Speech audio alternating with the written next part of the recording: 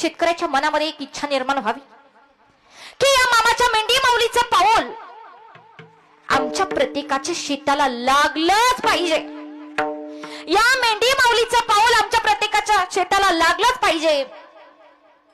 जर तुमच्या मनातला भाव खरा असला, जर तुमच्या मनामध्ये भक्ती श्रेष्ठ असली, जर यदा कदाचित माझे मामा एखाद्या मेंढी माऊलीच्या रूपामध्ये आले आणि जर माझ्या मामानं तुमच्या शेतातल्या पिकाचा थोडासा चारा जरी खाला, तुमच्या पिकामध्ये माझ्या मामाची मेंढी माऊली नुसती फिरून जरी गेली, तर तुम्हालाच नाही तर तुमच्या अख्ख्या कुळाला त्या शेतामध्ये कधी काही कमी पडणार नाही.